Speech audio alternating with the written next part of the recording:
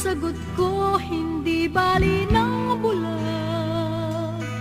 Huwag lamang magtaksil sa bulong ng damdamin ko.